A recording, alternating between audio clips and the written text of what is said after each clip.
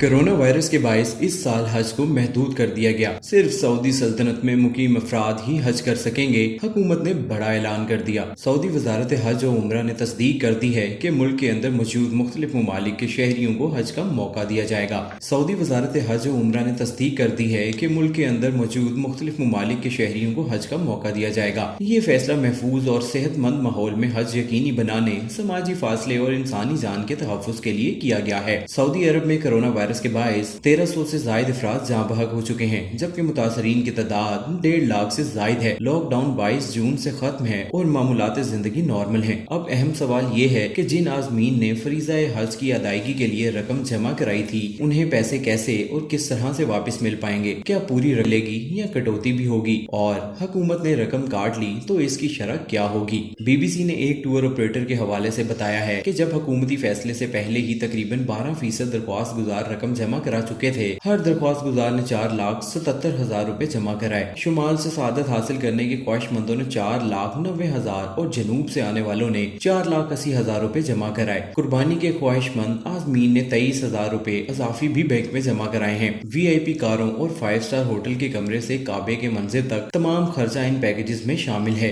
हुकूमत तो ऐसे आज़मीन को जमा शुदा रकम वापस कर देती है जिनकी दरख्वास्तें मुस्तरद हो जाती हैं, लेकिन मसला प्राइवेट कंपनियों और टूर ऑपरेटर का है जिन्होंने एडवांस बुकिंग की होती है। मजहबी अमूर के वफाकी वजीर नूरुल हक कादरी ने तस्दीक की है कि हुकूमत किसी कटौती के बगैर रकम वापस कर देगी। ताहम जो पैसे वापस नहीं लेना चाहता, आइंदा बरस को कुरंदाजी के बगैर हज के लिए तरजीह दी जाएगी। हुकाम ने यह भी वाजे किया कि टूर ऑपरेटर्स हुकूमती पॉलिसी के तहत चलते हैं, इसीलिए कोई आज़म चाहिए तो ये कंपनियां रकम वापस करने की पाबंद हैं। दुआ है कि अल्लाह कोरोना जैसी आफत से निजात दिलाए और हमें दोबारा वो पुरनूर सातें नसीब हों।